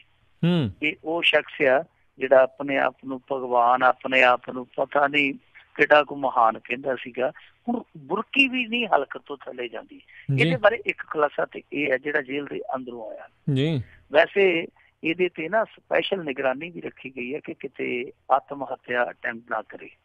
ਜੋ ਅੰਦਰ ਦੀ ਗੱਲਬਾਤ ਆ ਰਹੀ ਹੈ ਕਿ ਇੰਨਾ ਜ਼ਿਆਦਾ ਜ਼ਹਿਨੀ ਪਰੇਸ਼ਾਨ ਹੋਇਆ ਪਿਆ। ਅੱਛਾ ਜੀ। ਦੂਜਾ ਖੁਲਾਸਾ ਇਹ ਹੈ ਕਿ ਜਿਹੜਾ ਮੈਂ ਤੁਹਾਨੂੰ ਕਹਿ ਕੇ ਗਿਆ ਸੀ ਕੱਲ ਕਿ ਇਹਨਾਂ ਨੇ ਭਜਾਉਣ ਦੀ ਤਿਆਰੀ ਕੀਤੀ ਹੋਈ ਸੀ, ਤਾਂ ਉਹਦੇ ਉੱਤੇ ਅੱਜ ਹਰਿਆਣਾ ਪੁਲਿਸ ਨੇ ਬਾਕਾਇਦਾ ਮੋਹਰ ਲਾ ਦਿੱਤੀ ਹੈ। ਇਹਨਾਂ ਦੇ IG KK ਰਾਵ ਨੇ ਪ੍ਰੈਸ ਕਾਨਫਰੰਸ ਕਰਕੇ ਕਹਿਤਾ, ਕਿਉਂਕਿ ਆਪਾਂ ਨੂੰ ਪਤਾ ਲੱਗ ਗਿਆ ਸੀਗਾ ਕਿ FIR ਪੁਲਿਸ ਲੌਂਚ ਕਰ ਚੁੱਕੀ ਹੈ ਦੇਖੋ। ਸੋ ਇਹਨਾਂ ਨੇ ਅੱਜ ਮੋਹਰ ਲਾ ਦਿੱਤੀ ਉਸ ਗੱਲ ਤੇ, ਕਹਿੰਦੇ ਜੀ ਕਿ ਬਿਲਕੁਲ ਇਹ ਭੱਜਣ ਲਈ ਔਰ ਇਹਦੇ ਸਮਰਥਕ ਭਜਾਉਣ ਲਈ ਇਹਨੂੰ ਤਿਆਰ ਸਨ ਜੀ। ਔਰ ਇਹਦੇ ਲਈ ਇੱਕ ਬਕਾਇਦਾ ਕੋਡ ਵਰਡ ਨਿਰਧਾਰਿਤ ਕੀਤਾ ਗਿਆ ਸੀ। ਉਹ ਕੀ ਸੀ? ਉਹ ਕਹਿੰਦੇ ਕਿ ਜਦੋਂ ਇਹਨੂੰ ਦੋਸ਼ੀ ਮੁਕਰਰ ਕਰਨ ਤੋਂ ਬਾਅਦ ਬਾਹਰ ਲਿਆਂਦਾ ਗਿਆ ਤਾਂ ਉਸ ਸਮੇਂ ਇਸ ਬੰਦੇ ਨੇ ਯਕਦਮ ਇੱਕ ਮੈਸੇਜ ਦਿੱਤਾ ਕਿ ਮੇਰੀ ਗੱਡੀ ਚੋਂ ਲਾਲ ਬੈਗ ਕੱਢ ਕੇ ਲਿਆਓ। ਉਹ ਕਹਿੰਦੇ ਕਿ ਜਦੋਂ ਲਾਲ ਬੈਗ ਲਿਆਂਦਾ ਗਿਆ, ਬਾਹਰ ਕੱਢਿਆ ਗਿਆ ਲਾਲ ਬੈਗ, ਤਾਂ ਠੀਕ ਉਸ ਸਮੇਂ ਇੱਕ ਛੋਟੇ ਜਿਹੇ ਵਕਫੇ ਦੌਰਾਨ, ਮਤਲਬ ਕਿ ਕੁਝ ਸੈਕਿੰਡਾਂ ਬਾਅਦ ਉੱਥੇ ਪੈਟਰੋਲ ਬੰਬ ਜਾਂ ਜਿਹੜੇ ਟੀਅਰ ਗੈਸ ਸੀਗੇ ਉਹ ਚੱਲਣੇ ਸ਼ੁਰੂ ਹੋ ਗਏ। ਤਾਂ ਉਹ ਕਹਿੰਦੇ ਕਿ ਸਾਨੂੰ ਪਹਿਲਾਂ ਤੇ ਪਤਾ ਨਹੀਂ ਲੱਗਿਆ, ਪਰ ਬਾਅਦ ਦੇ ਵਿੱਚ ਅਸੀਂ ਬਹੁਤ ਜਲਦੀ ਇਸ ਚੀਜ਼ ਨੂੰ ਸਮਝ ਗਏ ਕਿ ਇਸ ਬੰਦੇ ਦੇ ਹਰੇਕ ਸ਼ਬਦ ਦੇ ਵਿੱਚ, ਹਰੇਕ ਹਰਕਤ ਦੇ ਵਿੱਚ ਇੱਕ ਕੋਡ ਵਰਡ ਹੈ ਜੀ। ਕਹਿੰਦੇ ਕਿ ਜਿਹੜਾ ਲਾਲ ਬੈਗ ਕੱਢਣ ਦਾ ਕੋਡ ਵਰਡ ਸੀ ਉਹ ਇਹ ਸੀਗਾ ਕਿ ਮਾਮਲਾ ਵਿਗੜ ਗਿਆ ਤੇ ਤੁਸੀਂ ਹੁਣ ਹੱਲਾ ਕਰ ਦਿਓ। ਤਾਂ ਉਹ ਇਸ ਕਰਕੇ ਲਾਲ ਰੰਗ ਦਾ ਬੈਗ ਰੱਖਿਆ ਗਿਆ ਸੀ ਗੱਡੀ 'ਚ, ਇਹਦੀ ਗੱਡੀ 'ਚ, ਕਿ ਜੇ ਲਾਲ ਰੰਗ ਦਾ ਬੈਗ ਨਿਕਲੇਗਾ ਤਾਂ ਸਮਝ ਲਓ ਕਿ ਅਦਾਲਤ ਨੇ ਮੈਨੂੰ ਟੰਗ ਦਿੱਤਾ ਤੇ ਉਹ ਤੋਂ ਬਾਅਦ ਤੁਸੀਂ ਆਪਦੀ ਕਾਰਵਾਈ ਸ਼ੁਰੂ ਕਰ ਦਿਓ। ਉਹ ਕਹਿੰਦੇ ਕਿ ਉਸ ਤੋਂ ਬਾਅਦ ਜਦੋਂ ਅਸੀਂ ਜਹਾਜ਼ ਵੱਲ ਲਿਜਾ ਰਹੇ ਸੀ, ਕਿਉਂਕਿ ਦਵਾ ਦਵਾ ਅਸੀਂ ਸਕੀਮ ਬਦਲੇ ਕਿ ਬਾਈ ਰੋਡ ਨਹੀਂ ਲਿਜਾਣਾ, ਹੁਣ ਬਾਈ 에ਅਰ ਕੱਢੋ। ਤਾਂ ਉਹ ਕਹਿੰਦੇ ਕਿ ਉਹ ਇਹਦੇ ਜਿਹੜੇ ਗਨਮੈਨ ਸੀਗੇ, ਪਰਸਨਲ ਗਨਮੈਨ ਵੀ ਔਰ ਜਿਹੜੇ ਸਰਕਾਰੀ ਗਨਮੈਨ ਸੀ, ਜਿਹੜੇ ਲੰਮੇ ਸਮੇਂ ਤੋਂ ਇਹਦੇ ਨਾਲ ਰਹਿੰਦੇ ਸੀ, ਉਹਨਾਂ ਨੇ ਆ ਕੇ ਧੱਕਾ ਮੁੱਕੀ ਕਰਨੀ ਸ਼ੁਰੂ ਕਰ ਦਿੱਤੀ ਔਰ ਬਹੁਤ ਜ਼ਿਆਦਾ ਉਲਝਣ ਪੈਦਾ ਕਰ ਦਿੱਤੀ। ਕਹਿੰਦੇ ਕਿ ਸਾਡੇ ਲਈ ਸਮੱਸਿਆ ਸੀ ਕਿ ਅਸੀਂ ਉੱਥੇ ਗੋਲੀ ਵੀ ਨਹੀਂ ਸੀ ਚਲਾ ਸਕਦੇ, ਕਿਉਂਕਿ ਸਾਹਮਣੇ ਵੀ ਪੁਲਿਸ ਕਰਮਚਾਰੀ ਸੀ, ਭਾਵੇਂ ਬੇਸ਼ੱਕ ਉਹ ਇਹਦੇ ਨਾਲ ਸੀ 12 ਸਾਲ ਤੋਂ, ਪਰ ਹੈ ਤੇ ਪੁਲਿਸ ਕਰਮਚਾਰੀ ਸੀ। ਔਰ ਜੇ ਉਹ ਚਲਾ ਦਿੰਦੇ ਤੇ ਫਿਰ ਵੀ ਨੁਕਸਾਨ ਪੁਲਿਸ ਦਾ ਸੀ, ਜੇ ਪੁਲਿਸ ਇੱਧਰੋਂ ਚਲਾ ਦਿੰਦੀ ਫਿਰ ਵੀ ਨੁਕਸਾਨ ਪੁਲਿਸ ਦਾ ਸੀ। ਕਹਿੰਦੇ ਕਿ ਬਹੁਤ ਵੱਡੀ ਉਲਝਣ ਦੇ ਵਿੱਚ ਅਸੀਂ ਫਸ ਗਏ, ਪਰ ਫਿਰ ਅਸੀਂ ਇਸ ਸਥਿਤੀ ਨੂੰ ਇਸ ਤਰੀਕੇ ਨਾਲ ਟੈਕਲ ਕੀਤਾ ਕਿ ਇਹਨੂੰ ਅਸੀਂ ਦਵਾ ਦਵ ਕੱਢ ਕੇ ਉੱਥੋਂ ਲੈ ਗਏ। ਸੋ ਕੇਸ ਦਰਜ ਕਰ ਦਿੱਤਾ ਗਿਆ। ਇਹ ਦੂਸਰਾ ਖੁਲਾਸਾ, ਪਰ ਇਹਦੇ ਵਿੱਚ ਇਹ ਆ ਕਿ ਇਸ ਬੰਦੇ ਨੂੰ ਵਿੱਚ ਨਹੀਂ ਰੱਖਿਆ ਗਿਆ, ਜਦਕਿ ਪੁਲਿਸ ਆਪ ਹੀ ਮੰਨੀ ਜਾਂਦੀ ਹੈ ਕਿ ਸਾਰੀ ਸਕੀਮ, ਸਾਰੀ ਵਿਉਂਤਬੰਦੀ ਇਹਨੇ ਕੀਤੀ ਸੀਗੀ। ਤੀਸਰਾ ਖੁਲਾਸਾ ਇਹ ਆ ਕਿ ਜਿਹੜੇ ਲੋਕ ਇਹਦੇ ਡੇਰੇ ਦੇ ਵਿੱਚ ਫਸੇ ਹੋਏ ਆ, ਉਹਦੇ ਚੋਂ ਜੋ ਕੁਛ ਔਰਤਾਂ ਬਾਹਰ ਨਿਕਲੀਆਂ ਨੇ, ਉਹਨਾਂ ਨੇ ਖੁਲਾਸਾ ਕੀਤਾ ਕਿ ਸਾਡੇ ਸਿਰਾਂ ਤੇ ਇਹਨਾਂ ਨੇ ਕਿਹਾ ਸੀਗਾ ਕਿ ਲਾਲ ਚੁੰਨੀਆਂ ਹੋਣੀਆਂ ਚਾਹੀਦੀਆਂ, ਜੇ ਕੋਈ ਤੁਹਾਨੂੰ ਰਾਹ 'ਚ ਰੋਕੇ ਤੁਸੀਂ ਕਹਿ ਦਿਓ ਜੀ ਅਸੀਂ ਤੇ ਗੁੱਗਾ ਮਾੜੀ ਚੱਲੇ ਆ। ਇਹ ਵੀ ਖੁਲਾਸਾ ਹੋਇਆ। ਚੌਥਾ ਇਹ ਆ ਕਿ ਅੱਜ ਕੁਛ ਕੁੜੀਆਂ ਇਹਦੇ ਅੰਦਰੋਂ ਆਸ਼ਰਮ ਚੋਂ ਕੱਢੀਆਂ ਗਈਆਂ, ਜਿਨ੍ਹਾਂ ਦੀ ਉਮਰ 2 ਤੋਂ 18 ਸਾਲ ਦੇ ਦਰਮਿਆਨ, ਤੇ ਕੁੱਲ ਇਹਨਾਂ ਦੀ ਗਿਣਤੀ 1.5 ਦਰਜਨ ਦੇ ਕਰੀਬ ਆ। ਹੁਣ ਇਹਨਾਂ ਦਾ ਮੈਡੀਕਲ ਕਰਾਇਆ ਜਾ ਰਿਹਾ ਕਿ ਕੀ ਇਹ ਲੜਕੀਆਂ ਜਿਹੜੀਆਂ ਉਹ ਸ਼ੋਸ਼ਤ ਤੇ ਨਹੀਂ ਹੋਈਆਂ, ਕੀ ਲੜਕੀਆਂ ਜਿਹੜੀਆਂ ਉਹ ਠੀਕ ਠਾਕ ਢੰਗ ਦੇ ਨਾਲ ਉੱਥੇ ਰਹਿ ਰਹੀਆਂ ਸਨ, ਜਾਂ ਕੋਈ ਇਹਨਾਂ ਨੂੰ ਕੋਈ ਦਿੱਕਤ ਸੀਗੀ। ਚੌਥਾ ਖੁਲਾਸਾ ਜਿਹੜਾ ਉਹ ਇਹ ਹੈ ਕਿ ਗੱਦੀ ਨੂੰ ਲੈ ਕੇ ਇਹਦੀ ਮਾਂ ਨਸੀਬ ਕੌਰ ਨੇ, ਜਿਹੜੀ ਇਹਨਾਂ ਦੀ ਕੋਰ ਕਮੇਟੀ ਹੈ, ਉਹਨੂੰ ਕਿਹਾ ਕਿ ਤੁਸੀਂ ਇਹਦੇ ਮੁੰਡੇ ਨੂੰ ਗੱਦੀ ਤੇ ਬਿਠਾਓ। ਉਹ ਕਹਿੰਦੀ ਹੈ ਕਿ ਬੇਸ਼ੱਕ ਹਾਲ ਦੀ ਘੜੀ ਤੁਸੀਂ ਗੁਰੂ ਨਾ ਮੰਨੋ, ਅਸੀਂ ਕਹਿੰਦੇ ਕਿ ਇਹਨੂੰ ਗੁਰੂ ਮੰਨ ਲਓ, ਜੇ ਤੁਸੀਂ ਗੁਰੂ ਉਹਨੂੰ ਮੰਨਦੇ ਤਾਂ ਠੀਕ ਹੈ, ਪਰ ਘੱਟੋ ਘੱਟ ਇਹਨੂੰ ਡੇਰਾ ਮੁਖੀ ਜ਼ਰੂਰ ਬਣਾਓ। ਇਹ ਇਸ ਸਮੇਂ ਸਭ ਤੋਂ ਵੱਡੀ ਜ਼ਰੂਰਤ ਹੈ ਵਕਤ ਦੀ। ਹੁਣ ਦੂਜੀ ਗੱਲ ਨਾਲ ਹੀ ਜੁੜਦੀ ਇਹ ਆ ਕਿ ਇਹਦੀ ਅੰਮਾ ਨਸੀਬ ਕੌਰ ਔਰ ਇਹਦੀ ਵਾਈਫ ਹਰਜੀਤ ਕੌਰ ਉੱਥੋਂ ਡੇਰੇ ਚੋਂ ਯਕਦਮ ਨਿਕਲ ਕੇ ਗੁਰੂਸਰ ਮੋਡੀਆਂ ਪਹੁੰਚ ਗਈਆਂ, ਪਰ ਉਦੋਂ ਪਹਿਲਾਂ ਇਹ ਮੀਟਿੰਗ ਹੋ ਚੁੱਕੀ ਹੈ ਕੋਰ ਕਮੇਟੀ ਨਾਲ। ਇਹ ਵੀ ਸੁਣਨ ਦੇ ਵਿੱਚ ਆਇਆ ਕਿ ਜਿਹੜੀ ਇਸ ਡੇਰੇ ਦੀ ਪ੍ਰਥਾ ਚੱਲਦੀ ਆਈ ਸੀ, ਰੀਤ ਚੱਲਦੀ ਆਈ ਸੀ ਕਿ ਕੋਈ ਵੀ ਗੱਦੀ ਨਸ਼ੀਨ ਅੱਗੇ ਆਪਣੀ ਔਲਾਦ ਨੂੰ ਗੱਦੀ ਨਹੀਂ ਦੇਗਾ, ਤਾਂ ਉਹਦੇ ਵਿੱਚ ਇਹਨੇ ਬਹੁਤ ਚਲਾਕੀ ਦੇ ਨਾਲ 2004 ਦੇ ਵਿੱਚ ਇੱਕ ਟਰਸਟ ਕਾਇਮ ਕੀਤਾ। ਟਰਸਟ ਕਾਇਮ ਕਰਕੇ ਉਹ ਜਿਹੜੀ ਪ੍ਰਥਾ ਸੀ ਉਹ ਭੰਗ ਕਰ ਦਿੱਤੀ ਔਰ ਉਹ ਅਧਿਕਾਰ ਹਾਸਲ ਕਰ ਲਿਆ ਜਿਹਦੇ ਵਿੱਚ ਇਹ ਜਿਹੜਾ ਡੇਰਾ ਮੁਖੀ ਹੈ ਉਹ ਕਿਸੇ ਨੂੰ ਵੀ ਆਪਣਾ ਵਾਰਸ ਬਣਾ ਸਕਦਾ, ਵਾਰਸ ਰੱਖ ਸਕਦਾ। ਹੁਣ ਇਹਦੇ ਵਿੱਚ ਜਾਪਦਾ ਇਹੋ ਹੀ ਆ ਕਿ ਜਿਸ ਤਰੀਕੇ ਨਾਲ ਬਾਹਰ ਉਹਦੀ ਮਾਂ ਕਤਾਰਬੰਦੀ ਕਰੀ ਜਾਂਦੀ ਹੈ, ਅੰਦਰੋਂ ਉਹ ਵੀ ਹੋ ਸਕਦਾ ਕਿ ਉਹ ਮੈਸੇਜ ਲਾ ਚੁੱਕਾ ਹੋਵੇ। ਸੋ ਇਮਕਾਨ ਏਦਾਂ ਦੇ ਬਣਦੇ ਪਏ ਆ ਕਿ ਕੋਈ ਨਾ ਕੋਈ ਇਹਦਾ ਪਰਿਵਾਰਕ ਮੈਂਬਰ ਜਿਹੜਾ ਉਹ ਜਲਦੀ ਗੱਦੀ 'ਤੇ ਬੈਠ ਜਾਏਗਾ। ਉਧਰ ਇੱਕ ਸੁਣਵਾਈ ਹੈ ਜਿਹੜੀ ਉਹ ਅੱਜ ਹਾਈ ਕੋਰਟ ਦੇ ਵਿੱਚ ਹੋਈ ਆ। ਹਾਈ ਕੋਰਟ ਦੇ ਵਿੱਚ ਐਮਿਕਸ ਕਿਊਰੀ ਜਿਹੜਾ ਹੁੰਦਾ, ਐਮਿਕਸ ਕਿਊਰੀ ਦਾ ਮਤਲਬ ਹੁੰਦਾ ਅਦਾਲਤੀ ਸਹਿਯੋਗੀ, ਜੀ ਉਹਨੇ ਇਹ ਮੁੱਦਾ ਚੁੱਕਿਆ। ਉਹ ਕਹਿੰਦਾ ਕਿ ਸੁਰੱਖਿਆ ਬਲਾਂ ਨੇ ਸਿੱਧੀਆਂ ਲੋਕਾਂ ਦੇ ਸਿਰਾਂ 'ਚ ਗੋਲੀਆਂ ਮਾਰੀਆਂ, ਜਦ ਕਿ ਇਹ ਗੋਲੀਆਂ ਪੈਰਾਂ 'ਚ ਵੀ ਮਾਰੀਆਂ ਜਾ ਸਕਦੀਆਂ ਸੀ। ਤਾਂ ਇਹਦੇ ਤੇ ਹਾਈ ਕੋਰਟ ਨੇ ਬਹੁਤ ਤਿੱਖੀ ਟਿੱਪਣੀ ਕੀਤੀ। ਉਹ ਕਹਿੰਦੇ ਕਿ ਪੰਚਕੂਲਾ 'ਚ ਜੰਗ ਵਰਗੇ ਹਾਲਾਤ ਬਣ ਗਏ ਸਨ। ਤਾਂ ਜਦੋਂ ਜੰਗ ਵਰਗੇ ਹਾਲਾਤ ਬਣ ਜਾਣ ਤੇ ਫਿਰ ਉਹਨਾਂ ਨੂੰ ਨਜਿੱਠਿਆ ਵੀ ਜੰਗ ਵਾਂਗੂ ਜਾਂਦਾ। ਸੋ ਇਹ ਹਾਈ ਕੋਰਟ ਦੀ ਬੜੀ ਤਲਖ ਟਿੱਪਣੀ ਸੀਗੀ, ਕਿਉਂਕਿ ਇੱਕ ਮਸਲਾ ਬਣਿਆ ਹੋਇਆ ਸੀਗਾ। ਜਿਸ ਤਰੀਕੇ ਨਾਲ ਗੋਲੀਆਂ ਚੱਲੀਆਂ, ਤੁਸੀਂ ਵੀ ਵੀਡੀਓ 'ਚ ਦੇਖਿਆ ਹੋਣਾ ਕਿ ਇੱਕ ਮੁੰਡਾ ਪੱਥਰ ਮਾਰੀ ਜਾਂਦਾ, ਸਿੱਧਾ ਹੀ ਉਹਦੇ ਛਾਤੀ 'ਚ ਗੋਲੀ ਮਾਰੀ ਜਾਂਦੀ, ਜਦਕਿ ਬੜੇ ਆਰਾਮ ਨਾਲ ਉਹਦੇ ਪੈਰ 'ਚ ਗੋਲੀ ਮਾਰ ਕੇ ਉਹਨੂੰ ਜ਼ਖਮੀ ਕੀਤਾ ਜਾ ਸਕਦਾ ਸੀ। ਸੋ ਇਸ ਤਰ੍ਹਾਂ ਦੀਆਂ ਕੁਝ ਹੋਰ ਫੁਟੇਜ ਆਈਆਂ ਜਿਹਦੇ 'ਚ ਆਰਮੀ ਵਾਲਿਆਂ ਜਾਂ ਪੈਰਾਮਿਲਟਰੀ ਫੋਰਸਿਸ ਵਾਲਿਆਂ ਨੇ ਸਿੱਧੀਆਂ ਛਾਤੀ 'ਚ ਜਾਂ ਸਿਰ 'ਚ ਗੋਲੀਆਂ ਮਾਰੀਆਂ। ਇਸ ਗੱਲ ਨੂੰ ਲੈ ਕੇ ਵਿਵਾਦ ਸੀਗਾ। ਤੀਜੀ ਗੱਲ ਜਿਹੜੀ ਉੱਥੇ ਹੋਈ ਹੈ ਹਾਈ ਕੋਰਟ ਦੇ ਵਿੱਚ, ਹਾਈ ਕੋਰਟ ਨੇ ਇੱਕ ਵਾਰੀ ਫੇਰ ਹਰਿਆਣਾ ਸਰਕਾਰ ਨੂੰ ਪੁੱਛਿਆ। ਖੱਟਰ ਸਰਕਾਰ, ਵੈਸੇ ਉਂਝ ਲੋਕੀ ਅੱਜ ਕੱਲ੍ਹ ਇਹਨੂੰ ਖੱਟਰ ਸਰਕਾਰ ਨੂੰ ਖਟਾਰਾ ਸਰਕਾਰ ਵੀ ਕਹਿ ਦਿੰਦੇ ਪਿਆਰ ਦੇ ਨਾਲ। ਉਹ ਕਹਿੰਦੇ ਕਿ ਖੱਟਰ ਸਰਕਾਰ ਉਰਫ ਖਟਾਰਾ ਸਰਕਾਰ ਜੀ, ਤੁਸੀਂ ਇਹ ਦੱਸੋ ਕਿ 5 ਗੱਡੀਆਂ ਜਦੋਂ ਅਲਾਓ ਕੀਤੀਆਂ ਸਨ ਤਾਂ ਕਰਫਿਊ ਦੇ ਵਿੱਚ 350 ਗੱਡੀਆਂ ਦਾ ਕਾਫਲਾ ਕਿੱਦਾਂ ਆ ਗਿਆ? ਇੱਕ ਚੀਜ਼ ਉਹਨਾਂ ਹੋਰ ਕੀਤੀ ਹੈ ਹਾਈ ਕੋਰਟ ਵਾਲਿਆਂ ਨੇ, ਉਹਨਾਂ ਇਹ ਕੀਤਾ ਕਿ ਇੱਕ ਸਾਂਝੀ SIT ਬਣਾਈ ਜਾਵੇ, ਜੁਆਇੰਟ SIT ਬਣਾਈ ਜਾਵੇ ਪੰਜਾਬ, ਹਰਿਆਣਾ ਤੇ ਚੰਡੀਗੜ੍ਹ ਦੀ, ਔਰ ਇਹ ਸਾਰੀਆਂ ਜਿੰਨੀਆਂ FIR ਰਜਿਸਟਰਡ ਹੋਈਆਂ ਨੇ ਉਹਨਾਂ ਦੀ ਜਾਂਚ ਪੜਤਾਲ ਕਰੇ। ਹਾਈ ਕੋਰਟ ਨੇ ਨਾਲ ਇਹ ਵੀ ਸ਼ਰਤ ਲਾ ਦਿੱਤੀ ਹੈ ਕਿ ਕਿਸੇ ਵੀ FIR ਨੂੰ ਤੁਸੀਂ ਆਪਣੇ ਪੱਧਰ ਤੇ ਰੱਦ ਨਹੀਂ ਕਰ ਸਕਦੇ। FIR ਜੇ ਤੁਸੀਂ ਰੱਦ ਕਰਨੀ ਹੈ ਤਾਂ ਪਹਿਲਾਂ ਹਾਈ ਕੋਰਟ 'ਚ ਤੁਹਾਨੂੰ ਪੇਸ਼ ਕਰਨੀ ਪਵੇਗੀ। ਇਹ ਨਹੀਂ ਹੈ ਕਿ ਆਪਣੇ ਬੰਦੇ ਜੇ ਤੁਸੀਂ FIR 'ਚੋਂ ਕੱਢਣੇ ਆ ਤੇ ਆਪਣੇ ਪੱਧਰ ਤੇ FIR ਤੇ ਘਾਟਾ ਮਾਰ ਦਿਓ, ਇਹ ਕੰਮ ਨਹੀਂ ਚੱਲੇਗਾ। ਦੂਸਰੀ ਗੱਲ ਜਿਹੜੀ ਹਾਈ ਕੋਰਟ ਦੇ ਵਿੱਚ ਇਹ ਹੋਈ ਆ, ਉਹਨਾਂ ਕਿਹਾ ਕਿ 27 ਸਤੰਬਰ ਨੂੰ ਅਸੀਂ ਅਗਲੀ ਕਾਰਵਾਈ ਕਰਾਂਗੇ। ਉਦੋਂ ਤੱਕ ਜਿੰਨੇ ਵੀ ਇਸ ਸੰਪੱਤੀ ਦੇ ਵਿਉਰੇ ਰਹਿੰਦੇ ਆ ਜੋ ਡੇਰੇ ਨਾਲ ਸੰਬੰਧਿਤ ਆ, ਉਹ ਸਾਰੀ ਦੀ ਸਾਰੀ ਇਕੱਠੀ ਕਰ ਲਈ ਜਾਵੇ। ਸੋ ਇਹ ਹਾਈ ਕੋਰਟ ਦੇ ਵਿੱਚ ਸੁਣਵਾਈ ਹੋਈ ਆ। ਉਧਰੋਂ ਸਾਡੇ ਬਡੂੰਗਰ ਸਾਹਿਬ ਬੋਲੇ ਆ, ਉਹ ਕਹਿੰਦੇ ਜੀ ਖੱਟੜ ਤੇ ਬਿਲਕੁਲ ਫੇਲ ਆ, ਕੈਪਟਨ ਅਮਰਿੰਦਰ ਸਿੰਘ ਨੂੰ ਪਾਸ ਕਿਹਾ ਜਾ ਸਕਦਾ ਤੇ ਜਿਹੜਾ ਜੱਜ ਸੀਗਾ ਜਗਦੀਪ ਸਿੰਘ ਲੋਹਾਨ, ਉਹਨੂੰ ਅਸੀਂ ਕਹਿ ਸਕਦੇ ਹਾਂ ਕਿ ਉਹ ਪਹਿਲੇ ਨੰਬਰ ਤੇ ਆਇਆ, ਉਹਨੂੰ ਇਹਨਾਂ ਨੇ ਅਵਲ ਕਰਾਰ ਦੇ ਦਿੱਤਾ। ਤੇ ਕਮਾਲ ਦੀ ਗੱਲ ਆ ਕਿ ਅੱਜ ਉਸ ਜਥੇਦਾਰ ਗਿਆਨੀ ਗੁਰਬਚਨ ਸਿੰਘ ਦਾ ਵੀ ਮੂੰਹ ਖੁੱਲ ਗਿਆ, ਜਿਹਨੇ ਇਹਨੂੰ ਆਪੇ ਦੇ ਕੇ ਮਾਫੀ ਤੇ ਆਪੇ ਮਾਫੀਨਾਮਾ ਵਾਪਸ ਲੈ ਲਿਆ ਸੀ। ਉਹ ਕਹਿੰਦਾ ਕਿ ਇਹ ਤੇ ਬੰਦਾ ਸ਼ੁਰੂ 'ਚ ਹੀ ਵਿਵਾਦਾਂ ਦੇ ਵਿੱਚ ਰਿਹਾ, ਕਹਿੰਦਾ ਕਿ ਸਿੱਖਾਂ ਨੂੰ ਬਹੁਤ ਖੁਸ਼ੀ ਹੈ ਇਹਨੂੰ ਸਜ਼ਾ ਹੋ ਗਈ ਹੈ। ਸੋ ਗਿਆਨੀ ਗੁਰਬਚਨ ਸਿੰਘ ਨੂੰ ਵੀ ਖੁਸ਼ੀ ਹੋ ਗਈ ਆ, ਉਹਨਾਂ ਨੂੰ ਖੁਸ਼ੀ ਹੋਈ ਹੈ ਤੇ ਲੋਕਾਂ ਨੂੰ ਵੀ ਖੁਸ਼ੀ ਹੋਈ ਆ ਕਿ ਘੱਟੋ ਘੱਟ ਇਸ ਬੰਦੇ ਨੂੰ ਚਲੋ 10 ਸਾਲਾਂ ਬਾਅਦ ਹੀ ਸਹੀ ਇਹ ਤੇ ਪਤਾ ਲੱਗਿਆ ਕਿ ਇਹ ਬੰਦਾ ਸ਼ੁਰੂ 'ਚ ਵਿਵਾਦਾਂ 'ਚ ਹੀ ਰਹਿੰਦਾ। ਜੇ 5-10 ਸਾਲ ਹੋਰ ਲੰਘ ਜਾਂਦੇ ਤੇ ਲੋਕਾਂ ਨੇ ਕੀ ਕਰ ਲੈਣਾ ਸੀਗਾ ਵੀ ਇਹ ਗਿਆਨੀ ਗੁਰਬਚਨ ਸਿੰਘ ਨੂੰ ਤਾਂ ਪਤਾ ਹੀ ਨਹੀਂ ਲੱਗਾ ਕਿ ਇਹ ਬੰਦਾ ਵਿਵਾਦਾਂ 'ਚ ਰਹਿੰਦਾ। ਇਹਦੀ ਮਾਫੀ ਹੈ ਜਿਹੜੀ ਉਹ ਡਾਕ ਰਾਹੀਂ ਆਈ ਮਾਫੀ, ਔਰ ਡਾਕ ਰਾਹੀਂ ਨਹੀਂ ਹਾਕ ਰਾਹੀਂ ਆਈ ਮਾਫੀ ਹੈ ਜਿਹੜੀ ਸਰਕਾਰ ਨਹੀਂ ਸੀ ਕਰਨੀ ਚਾਹੀਦੀ। ਜੀ ਜੀ ਬਿਲਕੁਲ। ਬਡੂੰਗਰ ਸਾਹਿਬ ਇਹਦੇ ਤੇ ਨਹੀਂ ਬੋਲੇ ਵੀ ਜਥੇਦਾਰ ਕਿੰਨਵੇਂ ਨੰਬਰ ਤੇ ਆਏ? ਜੇ ਇਹਦੇ ਤੇ ਬੋਲਣਗੇ ਤੇ ਫਿਰ ਉਹ ਪਿਛਲੇ ਖੜੇ ਬੋਲਣਗੇ ਕਿ ਤੂੰ ਕਿਉਂ ਬੋਲਦਾ, ਫਿਰ ਉਹ ਗਾਣਾ ਗਾਏਗਾ ਅਮਿਤਾਭ ਬੱਚਨ ਵਾਂਗੂ, ਜੇ ਮੈਂ ਬੋਲੂੰਗਾ ਤੇ ਲੋਕ ਬੋਲਣਗੇ ਕਿ ਇਹ ਬੋਲਤਾ ਹੈ। ਜੀ ਜੀ। ਹਰਿਆਣੇ ਵਾਲੇ ਬਾਬਿਆਂ ਦੀ ਜਿਹੜੀ ਆਪਾਂ ਅਗਲੀ ਗੱਲ ਕਰ ਲਈਏ, ਰਾਮਪਾਲ 2 ਕੇਸਾਂ 'ਚੋਂ ਬਰੀ ਹੋਇਆ ਆ ਪਰ ਜੇਲ੍ਹ 'ਚ ਰਹੇਗਾ। ਦੇਖੋ ਰਾਮਪਾਲ ਤੋਂ ਹੀ ਕੰਮ ਸ਼ੁਰੂ ਹੋਇਆ ਸੀਗਾ, ਜਿਹੜੀ ਸਾੜ ਸਤੀ ਹਰਿਆਣੇ ਵਾਲੇ ਸਾਧਾਂ ਤੇ ਚੱਲੀ ਹੈ ਰਾਮਪਾਲ ਤੋਂ ਹੀ ਬੁਣੀ ਹੋਈ ਸੀਗੀ। ਰਾਮਪਾਲ ਦਾ ਜਿਹੜਾ ਕੇਸਾਂ ਦਾ ਚਿੱਠਾ ਉਹ ਕਾਫੀ ਲੰਮਾ ਚੌੜਾ ਹੈ। ਇਹਦੇ ਤੇ ਇਸ ਸਮੇਂ ਮੇਰੇ ਖਿਆਲ ਦੇ ਨਾਲ 7 ਕੇਸ ਆ, 7 ਤੇ 7। ਜੇ ਉਧਰ ਲਾ ਲਈਏ ਰਾਮ ਰਹੀਮ ਤੇ ਮੇਰੇ ਖਿਆਲ ਦੇ ਨਾਲ ਕੁੱਲ ਮਿਲਾ ਕੇ ਉਹ ਵੀ 7 ਦੇ ਕਰੀਬ ਹੀ ਆ। ਸੋ 7 ਤੇ 7 ਹੀ ਹੈ। ਇਸ ਰਾਮਪਾਲ ਦੇ ਕੇਸਾਂ ਦੇ 2 ਫੈਸਲੇ ਆ ਜਿਹੜੇ ਉਹ ਆਉਣੇ ਸਨ ਮੇਰੇ ਖਿਆਲ ਦੇ ਨਾਲ 27 ਨੂੰ ਆਉਣੇ ਸੀਗੇ, ਕਿਉਂਕਿ ਵਿੱਚ ਰੱਟਾ ਪੈ ਗਿਆ ਰਾਮ ਰਹੀਮ ਦੇ ਕੇਸਾਂ ਦਾ। ਇਹਨਾਂ ਨੇ ਫਿਰ 2 ਦਿਨ ਪਿਛਾੜੀ ਕਰ ਦਿੱਤਾ ਸੀ ਫੈਸਲਾ। ਸੋ ਇਹ ਫੈਸਲਾ ਹੁਣ ਆਇਆ ਹਿਸਾਰ ਹਾਈ ਕੋਰਟ ਦਾ। ਹਿਸਾਰ ਹਾਈ ਕੋਰਟ ਦਾ ਇਸ ਕਰਕੇ ਕਹਿ ਰਹੇ ਕਿਉਂਕਿ ਉੱਥੇ ਜੇਲ੍ਹ ਦੇ ਵਿੱਚ ਹੀ ਕੋਰਟ ਲੱਗਦੀ ਹੈ, ਫੈਸਲਾ ਨੂੰ ਹਾਈ ਕੋਰਟ ਦਾ ਹੀ ਕਿਹਾ ਜਾ ਸਕਦਾ।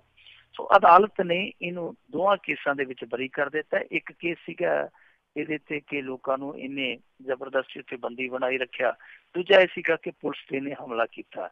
ਸੋ ਦੋਨਾਂ ਹੀ ਕੇਸਾਂ ਦੇ ਵਿੱਚ ਇਹਨੂੰ ਦੋਸ਼ ਮੁਕਤ ਕਰ ਦਿੱਤਾ, ਕਿਉਂਕਿ ਦੂਸਰੇ 5 ਕੇਸ ਇਹਦੇ ਤੇ ਅੰਡਰ ਟ੍ਰਾਇਲ ਨੇ, ਜ਼ੇਰੇ ਸੁਣਵਾਈ ਨੇ। ਇਸ ਕਰਕੇ ਇਸ ਬੰਦੇ ਨੂੰ ਰਿਹਾਈ ਨਹੀਂ ਮਿਲ ਸਕਦੀ ਜਦ ਤੱਕ ਉਹ ਕੇਸ ਜਿਹੜੇ ਆ ਬਰੀ ਨਹੀਂ ਹੁੰਦੇ ਜਾਂ ਉਹਨਾਂ ਕੇਸਾਂ ਦੇ ਵਿੱਚ ਇਹ ਜ਼ਮਾਨਤ ਹਾਸਿਲ ਨਹੀਂ ਕਰਦਾ। ਤਾਂ ਜਿਹੜੇ 5 ਬਚੇ ਕੇਸ ਆ ਉਹਨਾਂ ਦੇ ਵਿੱਚੋਂ ਤੁਹਾਨੂੰ ਮੈਂ ਦੱਸ ਦਿੰਦਾ ਮੋਟੇ ਤੌਰ ਤੇ। ਇੱਕ ਤੇ ਮੱਧ ਪ੍ਰਦੇਸ਼ ਦੀ ਇੱਕ ਜਨਾਨੀ ਸੀਗੀ ਰਜਨੀ, ਉਹਦੀ ਆਸ਼ਰਮ 'ਚ ਮੌਤ ਹੋਈ ਸੀਗੀ, ਉਹਦੇ ਨਾਲ ਜੁੜਿਆ ਹੱਤਿਆ ਦਾ ਕੇਸ ਹੈ ਜਿਹੜਾ ਉਹ ਚੱਲਦਾ ਇਹਦੇ ਤੇ। ਫਿਰ ਭਗਦੌੜ ਦੇ ਵਿੱਚ ਕੁਝ ਬੰਦੇ ਮਰੇ ਸਨ, ਉਹ ਵੀ ਕੇਸ ਇਹਦੇ ਔਰ ਇਹਦੇ ਕੁਝ ਅਨੁਯਾਈਆਂ ਤੇ ਚੱਲਦਾ। ਇਹ ਤੋਂ ਇਲਾਵਾ ਇਹਦੇ ਔਰ ਇਹਦੇ 942 ਸਮਰਥਕਾਂ ਤੇ ਦੇਸ਼ ਧਰੋਹ ਦਾ ਕੇਸ ਚੱਲਦਾ। ਇੱਕ ਇਹਦੇ ਤੇ ਕੇਸ ਇਹ ਚੱਲਦਾ ਕਿ ਇਹਨੇ ਸਰਕਾਰੀ ਕੰਮ 'ਚ ਵਿਘਨ ਪਾਇਆ। ਇਹ ਤੋਂ ਇਲਾਵਾ ਇਹਦੇ ਤੇ ਔਰ ਇਹਦੇ 14 ਸਾਥੀਆਂ ਤੇ ਕੇਸ ਇਸ ਗੱਲ ਦਾ ਚੱਲਦਾ ਹੈ ਕਿ ਇਹਨਾਂ ਨੇ ਧਾਰਮਿਕ ਪੁਸਤਕਾਂ ਦੀ ਰਚਨਾ ਕਰਕੇ ਬਹੁਤ ਸਾਰੀਆਂ ਭਾਵਨਾਵਾਂ ਨੂੰ ਭੜਕਾਇਆ। ਉਦਾਂ ਇੱਕ ਕੇਸ ਇਹਦੇ ਤੇ ਇਹ ਵੀ ਚੱਲਦਾ ਆ ਕਿ ਇਸ ਬੰਦੇ ਦੇ ਆਸ਼ਰਮ ਚੋਂ 400 ਸਿਲੰਡਰ ਫੜੇ ਗਏ ਜਿਹੜੇ ਕਿ ਇਹਨੇ ਕਿਸੇ ਦੁਰਭਾਵਨਾ ਨਾਲ ਰੱਖੇ ਹੋਏ ਸਨ, ਯਾਨੀ ਕਿਸੇ ਘਟਨਾ ਨੂੰ ਅੰਜਾਮ ਦੇਣ ਵਾਸਤੇ ਰੱਖੇ ਹੋਏ ਸਨ। ਐਸੇ ਇਲਜ਼ਾਮ ਲੱਗਦੇ ਆ। ਸੋ ਇਹ ਬਾਕੀ ਕੇਸ ਇਹਦੇ ਤੇ ਹਾਲੇ ਬਕਾਇਆ ਨੇ। ਜਦ ਤੱਕ ਉਹ ਨਿਬੜਦੇ ਨਹੀਂ ਉਦੋਂ ਤੱਕ ਰਾਮਪਾਲ ਹੈ ਜਿਹੜਾ ਉਹ ਜੇਲ੍ਹ ਦਾ ਹੀ ਜੰਪਲ ਰਹੇਗਾ, ਉਦੋਂ ਤੱਕ ਉੱਥੇ ਇਹਦੀ ਦੇਖਭਾਲ ਹੁੰਦੀ ਰਹੇਗੀ। ਉਹਦਾ ਲੋਕ ਬਹੁਤ ਸਾਰੇ ਆ ਜਿਹੜੇ ਉਹ ਅੱਜ ਇਸ ਕਰਕੇ ਬਹੁਤ ਜ਼ੋਰ ਸ਼ੋਰ ਨਾਲ ਮੰਗ ਵੀ ਕਰਦੇ ਆ ਕਿ ਇਹ ਇਕੱਠੇ ਕਿਤੇ ਹੋ ਜਾਣ ਤੇ ਲੋਕਾਂ ਨੂੰ ਥੋੜਾ ਜਿਹਾ ਇੱਕ ਵਾਰੀ ਦੇਖਣ ਦਾ ਮੌਕਾ ਮਿਲ ਜਾਵੇ ਕਿ ਇਹ ਤਿੰਨੇ ਆਪੋ ਵਿੱਚ ਜਦੋਂ ਇਕੱਠੇ ਹੋਣਗੇ ਤੇ ਫਿਰ ਉਦਾਂ ਦਾ ਕਿੰਨਾ ਕੁ ਵਧੀਆ ਰੰਗ ਬੰਨਣਗੇ। ਜਿੱਦਾਂ ਆਸਾ ਰਾਮ ਆ, ਰਾਮਪਾਲ ਆ ਤੇ ਹੁਣ ਰਾਮ ਰਹੀਮ ਆ, ਕਿ ਜੇ ਇੱਕ ਜੇਲ੍ਹ ਦੇ ਵਿੱਚ ਇਕੱਠੇ ਕਰ ਦਿੱਤੇ ਜਾਣ ਤਾਂ ਉਸ ਸੂਰਤ ਦੇ ਵਿੱਚ ਇਹਨਾਂ ਦਾ ਮੁਖੀਆ ਕਿਹੜਾ ਹੋਏਗਾ, ਉਹਨਾਂ ਦੀ ਜਗ੍ਹਾ ਡਿਪਟੀ ਕਿਹੜਾ ਹੋਏਗਾ ਤੇ ਤੀਜੇ ਨੰਬਰ ਵਾਲਾ ਕਿਹੜਾ ਹੋਏਗਾ। ਜੀ ਜੀ। ਅਤੇ ਮਿੰਟੂ ਗੁਰਸੇਵਕ ਜੀ, ਆਪਾਂ ਅਗਲੀ ਜੇ ਖਬਰ ਦੇ ਉੱਤੇ ਨਜ਼ਰ ਮਾਰੀਏ ਵੀ ਮੁੰਬਈ ਦੇ ਵਿੱਚ ਭਾਰੀ ਮੀਂਹ, ਜਨ ਜੀਵਨ ਠੱਪ, ਹਜ਼ਾਰਾਂ ਲੋਕ ਘਰ ਜਾਣ ਨੂੰ ਤਰਸੇ। ਬਹੁਤ ਸਾਰੇ ਫਿਲਮੀ ਐਕਟਰ ਆ ਜਿਹੜੇ ਉਹ ਵੀ ਆਪਣੇ ਘਰ ਜਾਣ ਨੂੰ ਤਰਸੇ ਪਏ ਆ। ਕੋਈ ਸ਼ੂਟਿੰਗ 'ਚ ਫਸ ਗਿਆ, ਕੋਈ ਹੋਟਲ 'ਚ ਫਸ ਗਿਆ। ਬਹੁਤ ਬੁਰੀ ਹਾਲਤ ਹੋਈ ਪਈ ਆ। ਬਹੁਤ ਜਿਹੜੇ ਨਾਮਚੀਨ ਚਿਹਰੇ ਆ ਉਹ ਵੀ ਕਰਲਾਉਂਦੇ ਪਏ ਆ। ਇੱਕ ਨੀਲ ਨਿਤਨ ਮੁਕੇਸ਼ ਐਕਟਰ ਆ ਜਿਹੜਾ ਉਹ ਤੇ ਟਵੀਟ ਕਰਕੇ ਕਹਿਣ ਡਿਆ ਸੀ, ਉਹ ਕਹਿੰਦਾ ਜੀ ਏਦਾਂ ਲੱਗਦਾ ਪਿਆ ਜਿੱਦਾਂ ਮੈਂ ਸਮੁੰਦਰ 'ਚ ਕਾਰ ਚਲਾ ਰਿਹਾ ਹੋਵਾਂ। ਇੱਥੇ ਇੰਨਾ ਜ਼ਿਆਦਾ ਮੀਂਹ ਹੈ, ਇੰਨਾ ਜ਼ਿਆਦਾ ਪਾਣੀ ਹੈ ਕਿ ਘਰ ਜਾਣ ਵਾਸਤੇ ਏਦਾਂ ਲੱਗਦਾ ਮੈਨੂੰ ਸਮੁੰਦਰ ਪਾਰ ਕਰਨਾ ਪਵੇਗਾ। ਸੋ ਤੁਸੀਂ ਆਪ ਹੀ ਅੰਦਾਜ਼ਾ ਲਾ ਲਓ ਕਿ ਕਿੰਨਾ ਮੀਂਹ ਪਿਆ ਹੋਵੇਗਾ। ਇਸ ਸਮੇਂ ਹਾਲਤ ਜਿਹੜੀ ਇਹ ਹੈ ਕਿ ਮੁੰਬਈ ਠਹਿਰ ਗਈ ਹੈ। ਵੈਸੇ ਮੁੰਬਈ ਕਦੇ ਠਹਿਰਦੀ ਨਹੀਂ, ਦਿਨ ਹੋਵੇ ਰਾਤ ਹੋਵੇ ਮੁੰਬਈ ਚੱਲਦੀ ਰਹਿੰਦੀ ਹੈ ਤੇ ਚੱਲਦੀ ਰਹਿੰਦੀ ਹੈ। ਪਰ ਕੁਦਰਤੀ ਵਿਪਤਾ ਨੇ ਇਸ ਚੱਲਦੀ ਮੁੰਬਈ ਤੇ ਇੱਕ ਵਾਰੀ ਬ੍ਰੇਕਾਂ ਲਾ ਦਿੱਤੀਆਂ। ਬਹੁਤ ਸਾਰਾ ਪਾਣੀ ਹੈ ਜਿਹੜਾ ਉਹ ਮੁੰਬਈ ਦੇ ਤਕਰੀਬਨ ਹਰੇਕ ਇਲਾਕੇ 'ਚ ਭਰਿਆ ਪਿਆ। ਇੱਥੋਂ ਤੱਕ ਕਿ ਜਿਹੜੇ ਰੇਲਵੇ ਟਰੈਕ ਆ ਉਹ ਵੀ ਪਾਣੀ 'ਚ ਡੁੱਬ ਗਏ ਆ। ਮੁੰਬਈ ਜਿਹੜੀ ਹੈ ਨਾ ਰਾਜ ਕਰਮਵੀਰ ਸਿੰਘ ਜੀ, ਉਹ ਬਹੁਤੀ ਮੁੰਬਈ ਰੇਲਾਂ ਤੇ ਸਫ਼ਰ ਕਰਦੀ ਹੈ, ਲੋਕਲ ਟ੍ਰੇਨਾਂ ਤੇ ਸਫ਼ਰ ਕਰਦੀ ਹੈ। ਲੋਕਲ ਟ੍ਰੇਨਾਂ ਤੇ ਰੋਜ਼ਾਨਾ ਦਾ ਲੱਖਾਂ ਲੋਕ ਸਫ਼ਰ ਕਰਦੇ ਆ। ਉਹ ਜਿਹੜੇ ਸਫ਼ਰ ਕਰਨ ਵਾਲੇ ਲੋਕ ਆ ਅੱਜ ਮੀਂਹ ਕਰਕੇ ਸਫ਼ਰ ਕਰਦੇ ਪਏ ਆ, ਕਿਉਂਕਿ ਨਾ ਤੇ ਟ੍ਰੇਨਾਂ ਚੱਲਦੀਆਂ ਪਈਆਂ ਮੀਂਹ ਦੇ ਵਿੱਚ, ਨਾ ਹੀ ਜਿਹੜੀ ਸੜਕੀ ਆਵਾਜਾਈ ਆ ਉਹ ਚੰਗੀ ਤਰ੍ਹਾਂ ਚੱਲ ਰਹੀ ਆ। ਜਿੱਥੇ ਕੋਈ ਫਸਿਆ ਉੱਥੇ ਫਸਿਆ ਪਿਆ। ਇੱਥੋਂ ਤੱਕ ਕਿ ਸਕੂਲੀ ਬੱਚੇ ਆ ਜਿਹੜੇ ਉਹ ਵੀ ਘਰ ਜਾਣ ਤੋਂ ਇੱਕ ਵਾਰੀ ਆਰੀ ਹੋਏ ਪਏ ਆ। ਕੋਈ ਸਬੱਬ ਨਹੀਂ ਬਣਦਾ ਪਿਆ। ਬਿਲਕੁਲ ਇੱਕ ਤਰ੍ਹਾਂ ਨਾਲ ਕਹਿ ਲਈਏ ਕਿ ਮੁੰਬਈ ਬਲੌਕ ਹੋ ਗਈ ਆ। ਹਾਲਾਂਕਿ ਇਹ ਕੋਸ਼ਿਸ਼ ਕਰਦੇ ਪਏ ਆ ਕਿ ਫੌਰੀ ਤੌਰ ਤੇ ਅਸੀਂ ਕੋਈ ਇੱਦਾਂ ਦੀ ਵਿਉਂਤਬੰਦੀ ਕਰੀਏ ਜਿਹਦੇ ਨਾਲ ਲੋਕਾਂ ਨੂੰ ਕੋਈ ਰਾਹਤ ਮਿਲੇ, ਪਰ ਰਾਹਤ ਦੀ ਥਾਂ ਤੇ ਉਲਟਾ ਖਬਰ ਇਹ ਹੈ ਕਿ 48 ਘੰਟੇ ਹਾਲੇ ਦੱਸਦੇ ਆ ਉੱਥੇ ਬਹੁਤ ਭਾਰੀ ਮੀਂਹ ਪੈਣ ਦੀ ਸੰਭਾਵਨਾ। ਯਾਨੀ ਆਉਣ ਵਾਲੇ 48 ਘੰਟੇ ਆ ਜਿਹੜੇ ਉਹ ਮੁੰਬਈ ਲਈ ਹਾਲੇ ਹੋਰ ਬਹੁਤ ਭਾਰੀ ਨਜ਼ਰ ਆਉਂਦੇ ਆ। ਓਦਾਂ ਮੁੰਬਈ ਦੀ ਕਿਸਮਤ ਹੈ ਜਿਹੜੀ ਉਹ ਇਹੋ ਜਿਹੀ ਆ ਕਿ ਇਹ ਮੀਂਹ ਬਹੁਤ ਜ਼ਿਆਦਾ ਇੱਥੇ ਪੈਂਦਾ। 2005 ਦੇ ਵਿੱਚ ਤੁਹਾਨੂੰ ਸ਼ਾਇਦ ਯਾਦ ਹੋਣਾ, ਮੁੰਬਈ ਦੇ ਵਿੱਚ ਇੰਨਾ ਮੀਂਹ ਪਿਆ ਸੀ ਕਿ ਰਿਕਾਰਡ ਟੁੱਟ ਗਏ ਸਨ। 944 ਮਿਲੀਮੀਟਰ ਬਾਰਿਸ਼ ਹੋਈ ਸੀ ਔਰ ਉਸ ਸਮੇਂ 1100 ਬੰਦਾ ਮਰ ਗਿਆ ਸੀ। ਉਸ ਬਾਰਿਸ਼ ਤੇ 1-2 ਫਿਲਮਾਂ ਵੀ ਬਣੀਆਂ ਨੇ। ਏਡੀ ਵੱਡੀ ਟ੍ਰੈਜਡੀ ਹੋਈ ਸੀ। ਸੋ ਉਹ ਤੁਸੀਂ ਆਪ ਅੰਦਾਜ਼ਾ ਲਾ ਲਓ ਕਿ 2005 ਦੇ ਵਿੱਚ ਜੇ ਏਡੀ ਵੱਡੀ ਕੁਦਰਤੀ ਵਿਪਤਾ ਜਿਹੜੀ ਮੀਂਹ ਦੇ ਰੂਪ ਵਿੱਚ ਮੁੰਬਈ ਤੇ ਬਰਸ ਚੁੱਕੀ ਆ, ਤਾਂ 17 ਦੇ ਵਿੱਚ ਆ ਕੇ ਉਸੇ ਤਰ੍ਹਾਂ ਦੇ ਇਮਕਾਨ ਫਿਰ ਬਣ ਜਾਂਦੇ ਆ। ਤੇ ਫਿਰ ਇਹ ਵੀ ਸੋਚਣਾ ਪਵੇਗਾ, ਮੁੰਬਈ ਜਿਹੜੀ ਕਿ ਬਹੁਤ ਅਮੀਰਾਂ ਦਾ ਸ਼ਹਿਰ ਕਿਹਾ ਜਾਂਦਾ ਹੈ, ਵਪਾਰਕ ਰਾਜਧਾਨੀ ਕਹੀ ਜਾਂਦੀ ਹੈ, ਔਰ ਜਿਹੜੀ ਉਹਦੀ ਮਿਊਨਿਸਪਲ ਕਮੇਟੀ ਹੈ, ਮਿਊਨਿਸਪਲ ਨਿਗਮ ਕਹਿ ਦਿੰਦੇ ਜਿਹਨੂੰ ਆਪਾਂ, ਉਹ ਸਭ ਤੋਂ ਅਮੀਰ ਹੈ, ਜਿਹਦਾ ਕਰੋੜਾਂ ਅਰਬਾਂ ਦਾ ਬਜਟ ਹੈ। ਤਾਂ ਉਹ ਕਿਉਂ ਇਸ ਤਰ੍ਹਾਂ ਦਾ ਪ੍ਰਬੰਧ ਹਾਲੇ ਤੱਕ ਇਜਾਦ ਨਹੀਂ ਕਰ ਸਕੇ ਕਿਉਂਕਿ ਮੁੰਬਈ ਸਮੁੰਦਰ ਦੇ ਬਿਲਕੁਲ ਕਿਨਾਰੇ ਤੇ ਆ, ਬਾਰਿਸ਼ਾਂ ਉੱਥੇ ਪੈਂਦੀਆਂ ਰਹਿੰਦੀਆਂ। ਉਹ ਕਿਉਂ ਇਸ ਤਰ੍ਹਾਂ ਦਾ ਪ੍ਰਬੰਧ ਹਾਲੇ ਤੱਕ ਇਜਾਦ ਨਹੀਂ ਕਰ ਸਕੇ ਕਿ ਇਸ ਤਰ੍ਹਾਂ ਦੀ ਕੁਦਰਤੀ ਵਿਪਤਾ ਜਿਹੜੀ ਉਹ ਕਹਿਰ ਨਾ ਬਣ ਸਕੇ। ਇਹ ਆਪਣੇ ਆਪ ਦੇ ਵਿੱਚ ਇੱਕ ਬਹੁਤ ਵੱਡਾ ਸਵਾਲ ਆ ਕਿ ਜੇਕਰ ਮੁੰਬਈ ਦੇ ਵਿੱਚ, ਜਿੱਥੇ ਕਿ ਉਹਨਾਂ ਦੇ ਨਿਗਮ ਕੋਲ ਬਹੁਤ ਵੱਡਾ ਸਰਮਾਇਆ, ਉੱਥੇ ਇਸ ਤਰ੍ਹਾਂ ਦੇ ਪ੍ਰਬੰਧ ਹਾਲੇ ਤੱਕ ਨਹੀਂ ਕੀਤੇ ਜਾ ਸਕੇ, ਤੇ ਫਿਰ ਛੋਟੇ ਸ਼ਹਿਰ ਹੈ ਜਿਹੜੇ, ਇਹ ਤੇ ਉਦੋਂ ਤੱਕ ਹੀ ਖੁਸ਼ ਕਹਿ ਜਾ ਸਕਦੇ ਆ ਜਦੋਂ ਤੱਕ ਮੀਂਹ ਨਹੀਂ ਪੈਂਦਾ, ਤੇ ਜਾਂ ਇੰਨਾ ਕੁ ਪੈਂਦਾ ਕਿ ਸਾਰਾ ਕੰਮ ਸੌਖਾ ਹੀ ਸਰ ਜਾਂਦਾ। ਜਿੱਦਣ ਕਿਤੇ ਮੀਂਹ ਪੈ ਗਿਆ ਛੋਟੇ ਸ਼ਹਿਰ ਦੇ ਵਿੱਚ, ਉਹ ਡੁੱਬ ਜਾਂਦਾ।